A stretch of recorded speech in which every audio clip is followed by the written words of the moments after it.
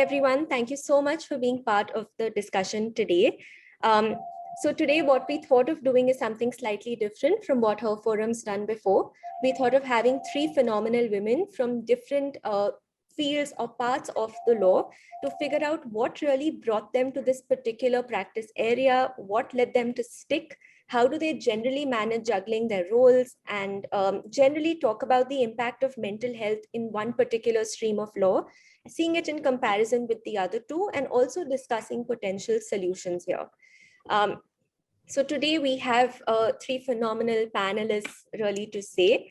The first is Shweta Shroff Chopra, who is an equity partner in the competition law practice at Shardul Amarchand Mangaldas, Delhi, and also one of my bosses.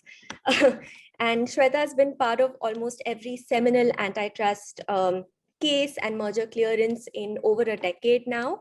And she is also really instrumental in spearheading the mental health movement and practices that take place at SAM on a firm-wide level, which is why we thought it'd be incredible to have her here. Next, we have Ms. Meenal Maheshwari Shah, who is the Director Legal at Good Worker and Affinity India, which are Temasek portfolio companies. She's also previously been legal counsel at SR and also been the head senior legal counsel with Brand Capital. So she comes with a variety of experience in in-house roles. And lastly, we also have Ms. Rukmini Bobde, who is an independent litigating practitioner. She has extensive experience across a variety of subject matters and also appears before several fora, including several high courts and the Supreme Court. So we're really, really happy to have you three on board. And without further ado, I thought we just start with the questions. First question really that we wanted to know from you is whether there was any event or turning point in your life that led you to pick this particular field that you're currently in, and what motivates you to stick on to this path, you know, for so many years down the road. So I think we can start with Rukmini. Okay, sure. So I must honestly confess there wasn't any particular event or turning point. I guess I always grew up with law around me since I'm a fifth generation lawyer. I did take a test, which was at the end of a book. My father had given me seven highly effective habits of teenagers or some such thing. So it suggested law as one of the professions. And I think the other one was philosopher or something. So that was out. So no turning point as such. And what keeps me motivated is that I absolutely love the thrill of the courtroom. For me, given that I come from Kanpur, you can only become an engineer or a doctor. There's nothing else that you can do in life, or maybe an IAS officer at best. So I took my exams, which is the only entrance test that I ever gave was IIT. And then after the prelims, I think I was short of 1 mark in physics.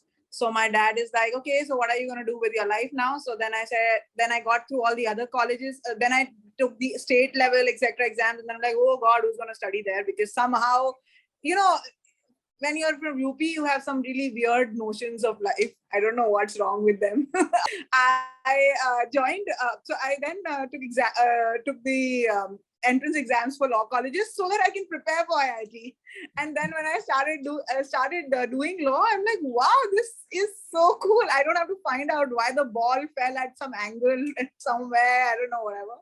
And then I'm like, okay, this seems like this really gels with me. And that's how I continued being a lawyer. And now why I stick to law, I mean, I think no other profession was really meant for me. This is what I can do. This is the only thing I can do, and I can really analyze things really well. I love analyzing things. So yeah, that's why I stick to law. Thank you. What about you, Shweta?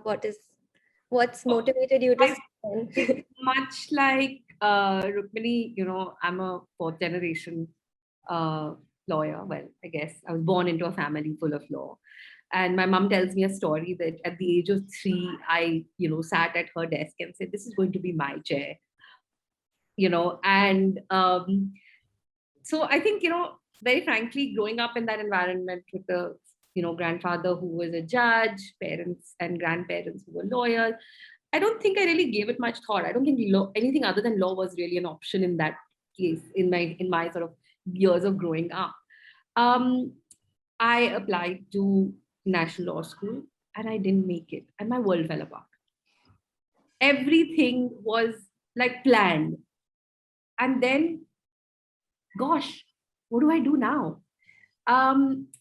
So then, I sort of charted my life from that point on. I went abroad to University of Wales. I did my law degree. I did my master's. I qualified as a solicitor in the UK, worked there for a couple of years. And then I decided to come back to India because, my husband now had proposed to me and I had been away from home since the age of 17.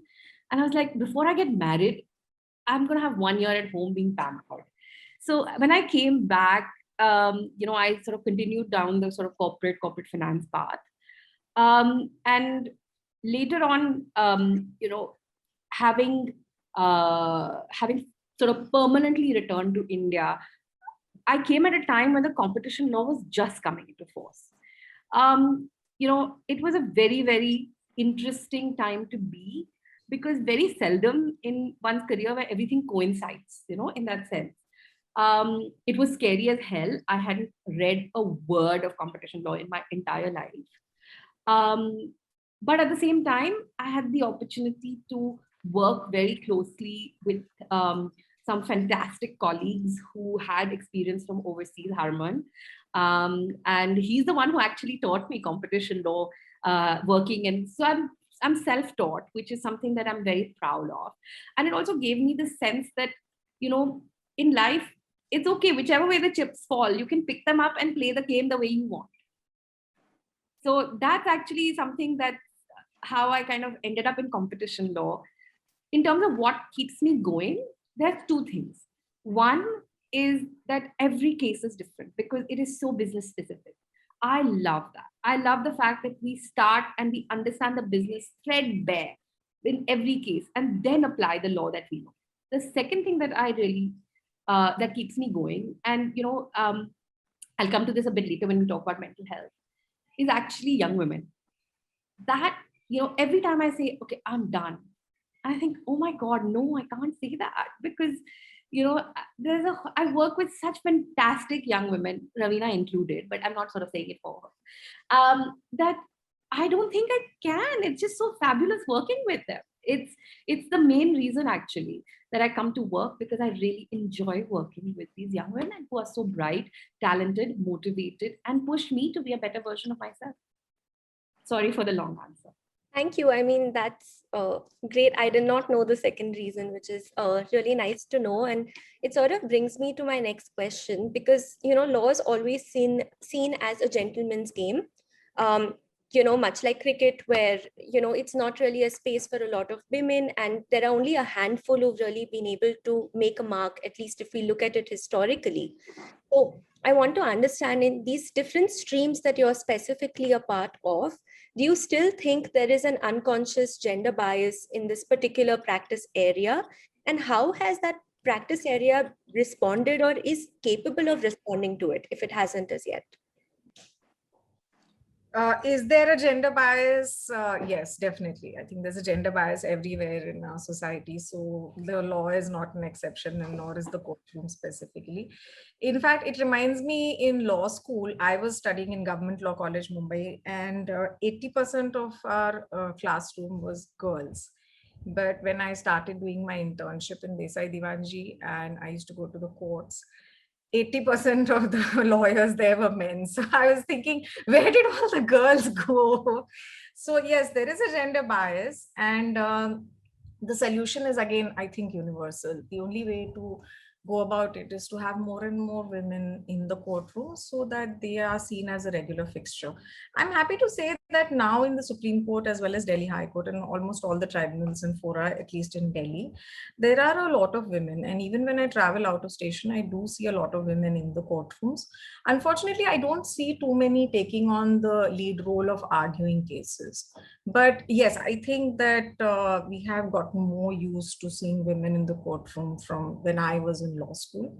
And yeah, the only solution is to have more and more women practicing law in the courtrooms. Thank you. Thank you. That's really insightful. Meenal, what about you? In in-house roles, what do you think is the situation? See, I think the problem is getting solved, but it's getting solved in a very weird way, right? And it is true for, I think, litigation, or maybe in my view, even law firms, because I work closely with so many law firms, and I feel like the problem is very simple, right? There are junior women. Yes, from no women, now women have started entering the junior roles. Now a little bit, like, they try to retain themselves. So okay, maybe they don't quit after a kid, maybe they don't quit after marriage. Yes, so they somehow reach the mid-level roles. But if you look at the really senior, topmost cream roles, you will find, whether it's an in-house, whether it was a law firm, whether it was a litigation thing, right now also, any counsel that I engage, pretty much, I think in the Bombay High Court, other than 2 women counsels, I cannot even think of a 3rd women counsel that I can brief. Yeah. And these 2 women counsel are now like quite old, right? There's no new budding women counsel that is coming up. So the problem that I feel is that we need to bring leadership in-house terms. I will say leadership roles need to be given to women, but how do you do that? I feel like a lot of responsibility of this we have put it on men to solve. And I think that women somehow are not able to get over the queen bee syndrome, right? And and they need to pull more women into whichever women somehow makes it to the leadership, has then a tremendous responsibility of getting more and more women on board and encouraging them throughout to stay in the profession, making their life a little easier. The whole responsibility cannot be given to the men. Firstly, because men support men. I don't know if it's something that you faced in your life, but I have seen this bhaichara going on. So I'm just saying that, so then why don't we create our sisterhood, right? So if they have taken responsibility for each other, let us take responsibility for each other as well. And let us encourage the women to keep rising and shining, not somehow giving up in the middle. And, all the women that have given up that I know was so bright. They were exceptional. And somehow something has happened in their life where they couldn't sort of. So I now feel there's a big responsibility, at least on me. And I don't know, in my previous organization, my whole team was a team of women. And the same is my endeavor now here at, with Temasek, that I am able to build a team full of women, because come on, we need to back each other. That's the solution. Thank you. That's quite inspiring. Shweta, what do you think? Do we have the same problem, or not really now in today's day of the firm? So firstly, I love what both of you have said. Absolutely. Women have to stick up with each other, and we have to make life easier for the women who come after us. That's just a moral responsibility for us to pay it forward. I think as far as sort of corporate law is concerned, I would say that more and more women have made it to partnership, but there's a price that they have paid. And that price has been sometimes quite heavy. And that is something I feel that needs to be corrected. And that's a bigger problem, I guess, also at a societal level. And, again, there's no easy fix, but you just have to keep pushing against the grain, I guess, somewhere. We need to build support systems for ourselves. For example, at home, you need, ultimately it all boils down to the mom or the girl in the house. It's so sad. Everything will be perfectly fine and my children will come and say, Mama. Like, if there's a problem to be solved, there are other people who can solve it. But we, exactly like Meenal said, we are in this queen bee syndrome, right? So we have to actually be willing to say, no, figure it out. Do it yourself, as well as build a support system around us, which allows us to bring ourselves to the, workplace in a holistic way. And in that, also learn to tell people around us that there are boundaries that they need to respect. When I'm working, I'm working. When I'm with you, I'm with you. When I'm playing mom, I'm playing mom. It's that. It's just that, and that's become exacerbated in the work from home scenario completely. It's gone to smithereens. So the boundaries piece is very important. The third part is about gender bias in certain practice areas. I think there is, I don't know if it's gender bias intentionally, or it is something which is how the cookie has crumbled, where we don't see a lot of women. For example, tax, or for example, project finance. There are a handful of women, but other areas like litigation, women have come up to partnership. Other areas like competition law, I would say, there are lots of young women. And I think, again, one has to create a culture where you foster the, all the roles a person plays. And once there's a recognition of the whole person, that's when you're able to actually solve for these things. And that's not a recognition only with other women. It has to be at a sort of broader level with, the men as well. That look, a person plays multiple roles. You could be a caregiver for an elderly parent. You could be a mother of young children. You could have a chronic disease, whatever it is, but you still bring yourself to work and you enable that as a workplace. And, that is something I feel needs to be done to fix gender biases. Thank you. That's phenomenal, and it sounds like a golden rule to follow, especially drawing boundaries and managing those roles. I mean, Rukmini and Meenal, do you think there are other golden rules that one must follow to draw this balance at some point? Ensure that your husband's supportive, man. I mean, you have to ensure that, right? I mean, someone who's sitting on a crown like a king, be very wary of partnering with that person. And if you and please test them out through examples instead of words. I think that's pretty cool. Just put yourself in very difficult positions and then see what is the reaction.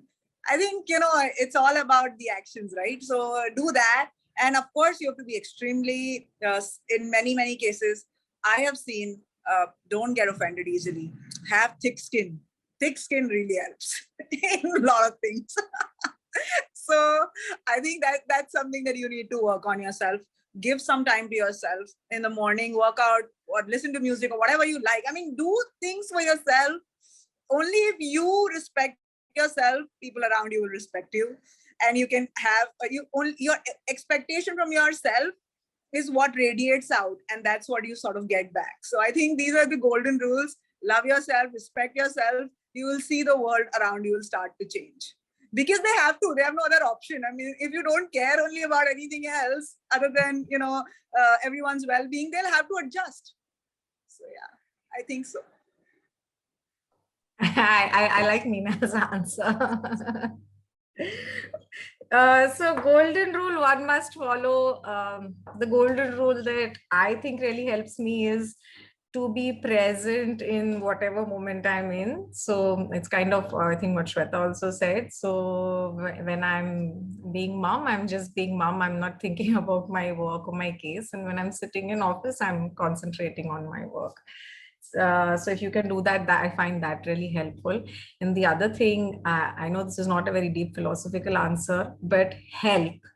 You need help. I know it sounds very nice to say that make your husband chip in and all, but let's face it, they also have their own careers. Cook, nanny, whatever roles that you find taking up your time, find substitutes who do them and do them well. It really takes a village. Sorry to interrupt, but it really takes a village. Yeah, depends on how many roles you have. It might take a village, but you need substitutes. And good ones, obviously. Yeah, I remember getting this advice when I was a young mom with my older son from a colleague actually who has now 3 kids of her own. And she said, whatever you think you need at home, if you need 3 members of staff, get 4. So that nobody can hold you to ransom. Yeah.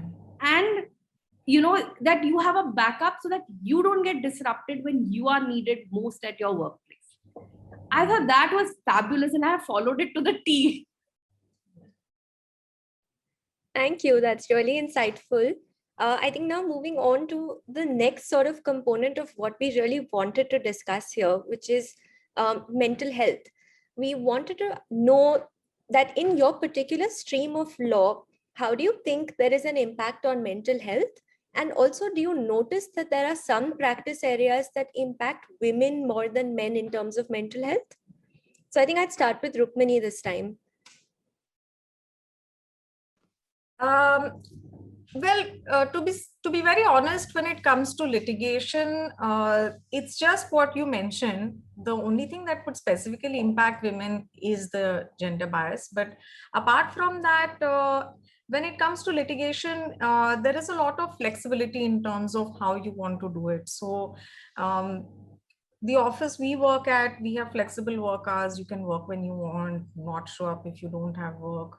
And I see that that's not, it really depends on the work environment. And because when it comes to litigation, it's kind of a disorganized sector. Everyone's doing their own thing. So obviously, if you end up in a toxic environment, that is going to affect your mental health. But that's not really something universal or specific to litigation. Thank you. Meenal, what do you think? What is there? I think in as an in-house counsel, or even when I was working with Khaitan, I mean, I didn't think that there was anything that was additional mental health issues for women per se. I mean, it was all uniform. Other than maybe sometimes you just saw that all the boys go down and have a smoke and they are best friends, and you're sort of left out a little bit. You felt so, then you're like, okay, what should I do? But that's the issue that we've already addressed in the previous question. Other than that, I don't see any additional burden. The burden is exactly the same. There are, as an in-house counsel, you have 10 different problems to solve on a daily basis, and they all transcend to 10 different laws, right? You're dealing with IP at a moment. The second moment is some raid has happened, so you're somehow dealing with criminal law. Then there is some data breach, so you're then dealing with IT law. And then some worker in the factory has made an issue, so you're dealing with some employment laws. And then suddenly you decide your company is acquiring some company, so then you're dealing in corporate law. So it's all just, but it's something that every in-house counsel will deal with. It's nothing that oh, okay, so you're a woman, so you're dealing with it. It's really about, as an in-house counsel, you need to know how to multitask and apply your mind in very, very commercial way. That's it. But nothing specific for women. As long, if there is no gender bias, then there's nothing specific for women. Okay. Do you think the same way, Shweta, for law firms? So I think, I mean, again, I echo what both Rukmini and Meenal say, that, I think somewhere the things outside of work actually have a bigger mental health impact than things inside of work. Provided you're doing your work, and you're committed, and you're sort of reflecting, the values of the organization that you're in, and, delivering what is expected of you, I don't see that, that would cause mental health issues. What causes mental health issues, in my experience, and things that I have dealt with, is not able to manage time properly. Saying yes more often than you say no. It should actually be the other way around. We are so eager to please. And I think that's, unfortunately, at least in the Indian context, I feel that's how daughters are brought up. And that is something that needs to change. You don't have to please everybody, which is what Meenal was saying earlier. Self-love, and ability to say, no, I can't do this at this point in time, but maybe I will do something later, something else later. So start saying no when it comes to starting impacting your mental health. The second thing, which I think affects women also, is, guilt. Guilt is a big one which affects women's mental health, especially once you become a mom. Because even though you want to be present, like at work, at home, there's something constantly going on, and you find that it's a juggling thing that you've got to do. You have to address that guilt, because there is no answer to that guilt. It will never go away. You just have to deal with it as it comes and say that, okay, I will compensate this at a later stage with something else. And the final thing I would say is the urgency culture. And that's agnostic of gender. We live in a world, in the corporate space, where the urgency culture is devastating. It is killing everybody, let alone men, women, whatever, everybody. And I think that is something needs to be addressed in the business environment, and not necessarily in a law firm or in an in-house or in the. Everything has to be done as of yesterday. Weekends, mornings, evenings, etc. don't matter. And as leaders, women leaders particularly, we need to start pushing back on people who set unrealistic timelines and say, this will be done, but tell me realistically, what is the sort of what's going to happen? Because often people are demanding things as of yesterday, and then they don't look at it for 2 weeks. So this is what causes mental anguish. That I killed myself till 3 a.m, But you, Mr. Gentleman, client, partner, whoever it is, haven't looked at it till like end of the week. So we need to deal with this urgency culture. I think that is, to me, these are the three things I feel affect mental health in women as well as more generally. Thank you. And I think I'll start with you on the next one. So I think Rukmini wants to add something. Very I'm sorry. so Go ahead. sorry, but I forgot something extremely important, and I think I should mention it in terms of something that affects mental health in litigation, that for women specifically, and that's sexual harassment. It's very present and it's very unfortunate. And I'm so sick of it. I've experienced it myself. I know so many lady lawyers who have experienced it. And the Supreme Court now has a gender sensitization committee, but still it's not nearly enough. And to be very honest, I even thought of an idea, I don't know, you can consider it, where you should have a sort of an anonymous list. You could probably do it on your forum where people can anonymously submit that so-and-so chamber or so-and-so office has people who, where you experience sexual harassment, and young women lawyers or interns can avoid those offices because it's really traumatic and it really affects mental health. The reason I decided that this is not cut out for me is exactly the reasons that Rukmani's mentioned. It happened to me drastically. It was it was less about what I'm going to say in the Nagpur High Court than why my hair was open, and why I was wearing a pant and a shirt rather than a sari, and why my hair was not. This was the conversation instead of talking about what I'm going to say to the court. And it was extremely difficult being so minutely observed on things that no one should care about, right? I mean, let's talk about what I'm going to say to the court, what I'm going to argue in front of the judge, but that was like the last thing on people's mind. Can you believe it? It was shocking. It was shocking because this had not happened to me at all, because at law firms, etc., this is not something you face. I didn't even know that this was so rampant. I just thought I'm going to be that kid who's going to be like, I love talking and I love analyzing and I love arguing. I thought I'm going to love this. And then I realized, but this game is not about arguing at all. I mean, at least at my stage, it was not. Of course, maybe as you rise senior or something, maybe it was, but. No, I just wanted to add, you're absolutely right, both of you. And, the other thing that I find is that men think it's perfectly okay to talk about women's like body.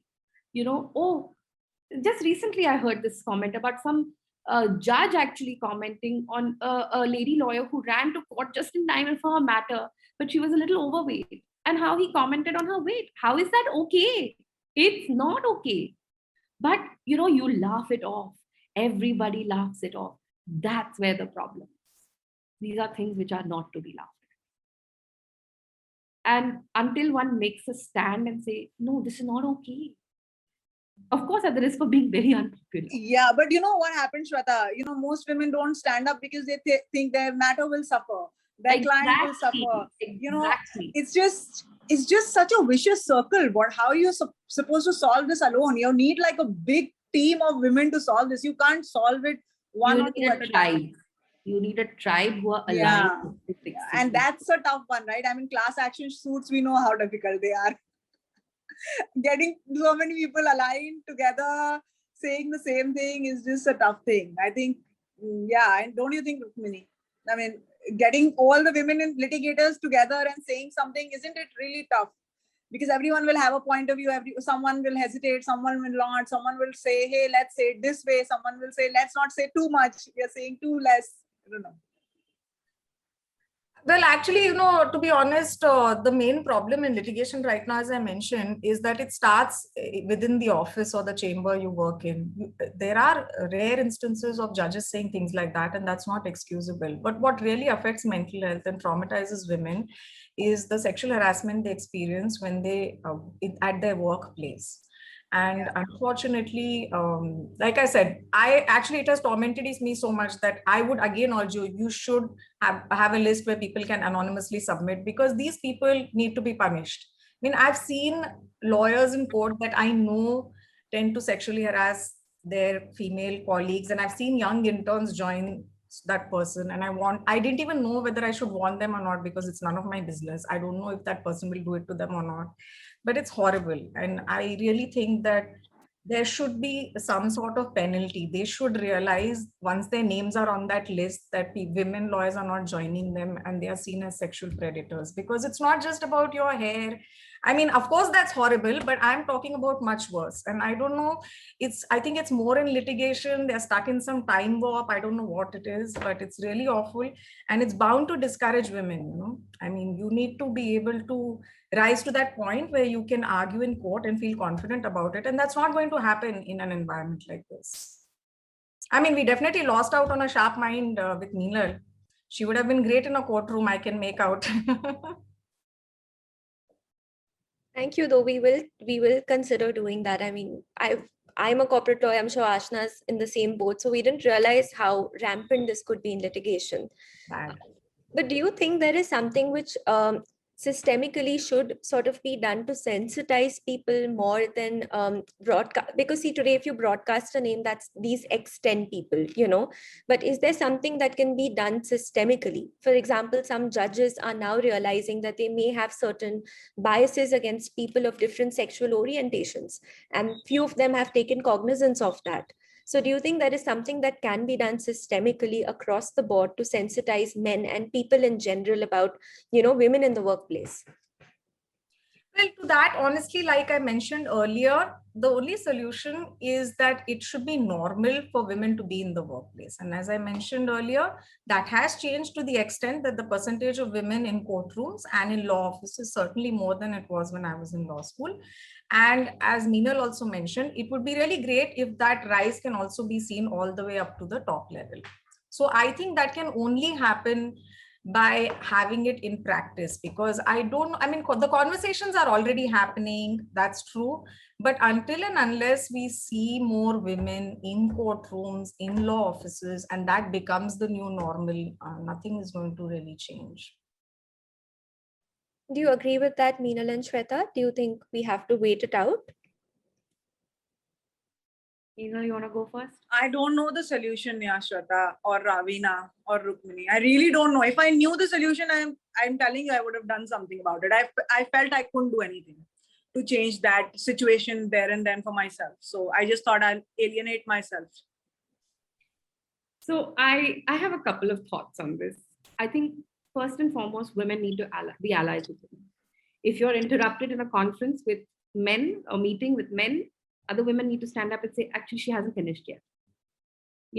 Or if a man takes up your idea and sells it as his own, women need to stand up and say, oh, that's really nice. But that idea was actually shared by X earlier.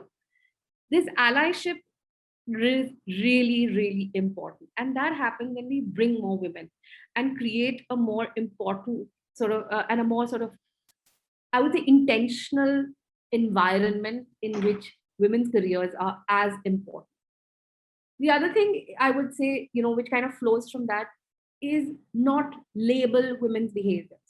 For example, a woman asking for a raise or a promotion should not be seen as overly ambitious or as, being aggressive or things like that. These are normal things. You're invested in your career. You should be allowed to ask whether you want a promotion or whether you're eligible to a promotion or what it would take for you to get there. These are conversations you have to invest in. And if that makes somebody uncomfortable, so be it. We cannot think that these things are not normal anymore. They are normal, and we need to normalize them. I think finally, the third thing in terms of, gender sensitization, etc., we have to accept, especially men have to accept, that just because you are juggling many roles doesn't mean you're bad at your present role. And that comes with accepting the fact that we play multiple roles. We bring ourselves to work, but we also have, other responsibilities. And that acceptance of, when I'm at work, I'm at work. But when I say I have a commitment for my family, I'm traveling out of town, I'm not going to be available for a call from 8 to 10:30 in the night, which is, these are things which women have to deal with more often, I would say, unfortunately. Those are respected and not seen like, oh my God, she's not committed to her job. No, these things have to be frowned upon. Once organizational cultures start doing these kind of things, I think slowly but surely, these things will actually sort of snowball. but one has to be intentional. These are not going to happen by accident. Thank you. And I mean, while that change is happening, are there, certain types? I mean, there are two parts to my question. One is, do you think there is an ideal candidate that would be able to, like a female candidate or generally a candidate, who will, who should have certain traits to grow in that particular stream or profession? For example, if someone is entering litigation, should they be extremely thick skinned? Should they be very good, vocally? Should they be ready to, rough it out for at least 15 years of their career? So does there exist an ideal candidate to enter each of these streams? And if not, what should we do in the meantime till this systemic change happens? Is there some initiatives that can be taken? For example, I know with Shweta and at SAM, we do have certain initiatives, to get the stress off. So are there certain things like that that can be done? So I think let's start with you, Shweta, to flow from what you said. Okay, so I think in terms of, the first and foremost thing, irrespective of gender, is passion and this thirst for learning about your practice and about the job that you're going to spend sometimes 14, 15 hours in a day doing. If you're not passionate, if you're not something that's, that kind of drives you to help, to find solutions, whatever, you're not going to do it beyond a particular point in time, no matter what the money looks like. It's very good for the first couple of years of your career, but beyond a point, it's not going to cut mustard.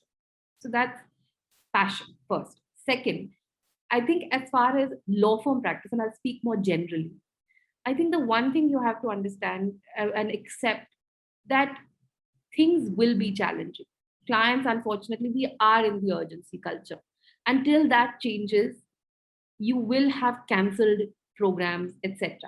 But work in a culture which actually allows you to make it good. Because as I said, we bring our whole selves to the workplace. That's the second thing. In terms of the third thing, as far as law firm culture, is that I think a lot of people get hung up on sort of parity, promotion. Am I getting the same as the next guy sitting in the cubicle next to me and things like that? Really, that is such an energy suck. It's like a vampire sitting on your neck. The more you start focusing on the kind of experiences that you are collecting as a growing lawyer, as opposed to, am I on this level or that level, or am I getting 5 lakhs less than this person or 2 lakhs more than that person? Frankly, in the long run of your career, in 10 years time, everybody is going to be a crorepati in the sort of law firm space if you're good. This is irrelevant. So have a long-term view on your career in the law firm space. I think those are the 3 points I would say. Thank you. What do you think, Meenal, for an in-house lawyer? Is there an ideal candidate, and is there something that can be done if not? An ideal candidate. Well, there is no ideal candidate. Yeah, I mean, there is. I don't think there is an ideal candidate for anything. I mean, it's just you somehow are present at some right place, right time. A lot of luck plays out, and of course, you have to be a guy who enjoys what they do. I mean, and who loves to have experiences. So as an in-house guy, I mean, I can't say that because I had a lot of fun experiences even when I was working at a law firm. I had a lot of fun experiences barring the sexual issues that were going on even when I was litigating. I had fun, that I can tell you, from like all 3 of my journeys. So I think any person who is there out to have fun, who understands life is light, I think, and a person who has a deeply analytical mind, who loves to juggle from one issue to the other, I think they'll do well in all the 3 spaces. Maybe as a litigation counsel, you need to love to speak and convince other people. Many times, like with me, I think with age also, I think as I'm getting older, I think I'm losing the capability of unnecessarily going on arguing. At some point, I'm like, okay, fine, I of course that that sort of attitude is not going to help you as a litigation lawyer. So I I think, you need to be like, okay, even if I'm maturing, I'm going to keep arguing. So yeah, I think that's it. It's just a fun thing I'm saying. But otherwise, I just think that a good guy with a good attitude, someone who loves themselves, someone who loves their work experiences, they'll do well in anything and everything they put their mind to. No ideal candidate. Ideal is like anyone who's looking for an ideal or a perfect person, they're never going to do anything in their life, because they'll just keep running after that perfect picture when you can do many quick things. As long as they're good, that's it. I mean, that's all you're looking for. Thank you. Rukmini, would you agree with that? Yes, more or less. I was thinking the same myself, that in my more than 15 years in litigation, I've realized that all kinds of personalities and all kinds of temperaments and all kinds of people have made it.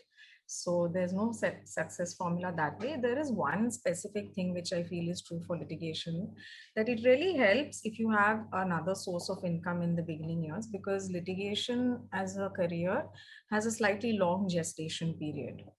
And if you really want to learn litigation, then you would have to typically initially compromise a bit on your finances. If you directly join one of those places where they pay you over £1 lakh per month starting off from your law school, then to be very honest with you, you're not going to get a very good idea of litigation. You need to have your basics clear. If you want to practice in trial courts, civil trial, criminal trial, whatever field you're in, practice in the tribunals and fora, then you should be willing to at least, live off some other source of income for the first few years. And of course, depending on where you see yourself in litigation, you can stop wherever you want. At one point when you're able to financially sustain yourself, then not everybody wants to become a partner in the litigation law firm, senior counsel. That's completely up to you. But yes, in litigation, I feel that in order to enrich your experience and get your fundas clear, initially income is low. So Ravina, I wanted to add a little bit to what I said earlier. I think there's two more things which occurred to me as both Meenal and Rukmini were speaking. I think one is that one needs to be very organized if you want to live a full life. If you're organized, then you are able to sort of live that way, and to bring yourselves to work as well, whatever. The other thing I was going to add was that in relation to corporate practice, I find that people's goals are changing. The aspiration one had to be a partner, I think that is changing. And I think law firms are now starting to be alive to that a little bit more. But I don't know what the answer is. So, I think to some extent, law firms are going to have to shift as well to accommodate for the changing aspirations of people coming in the profession. Because, if you don't want to be a partner, then how you continue to sort of stay relevant to the profession and things like that, those are all going to have to change. But those are going to be sort of big shifts to the way things have been for the last sort of 60, 70, 80 years. Thank you. And now I just have one last question before we conclude this, just being conscious of time, which is twofold again. One is, what's the best advice you received as a young lawyer? And what's one, piece of advice you want to pass on to all the young, especially women lawyers who are going to be watching this later? The best advice, I don't know if it's advice, but the best feeling I was left with while growing up in my legal profession was I had a boss who would always say, thank you for your hard work. And that I knew what I had worked or not worked, or whether I had done my best or not done my best. But the mere fact that I was being seen and heard and, acknowledged, for me, that built my confidence like nothing else did. So I think be kind to people.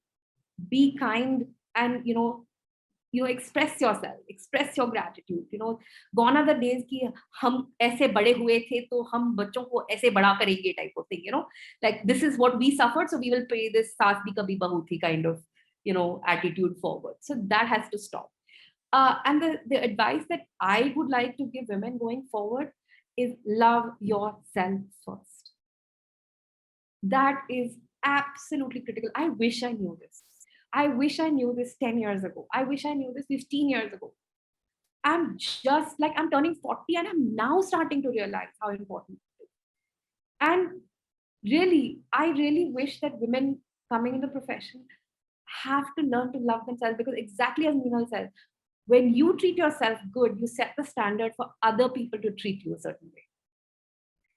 So those are my two bits. Kindness goes a very, very, very long to yourself and to others. I'll go first, but what can I say? I never received any advice. that I can remember, that resonates with me. I think finally I follow this thing which is called the silver mind, where from beta you go into alpha, and then you tell yourself things as how you're going to become better and better version of yourself. And I really, really love it. I don't know if I'm one of the, I can't say I'm an advanced meditator or anything, but what I can say is that I think through something I gave myself the advice, and so you can see I really give a lot of credit to myself for everything. So anyway, so I gave this advice to myself, where I said that now the next job that I'm gonna take is not gonna be for a 20% hike. It's gonna be for the best the company with really good cultures. So in there, please, don't worry that 2 saal ke baad promotion hua, ya whatever, your salary got increased. Finally nothing matters, right? Finally what matters is how much fun you had, how many experiences you had, how many friends you made, how many fun evenings you had, and fun days where you worked collaboratively with someone. And the friendships that get built while working are amazing, because the kind of the way you learn someone's mind when you're working with them, it's absolutely phenomenal. I mean, at least I love working with people, and I learn so many things about them and how they think through that process. It's amazing.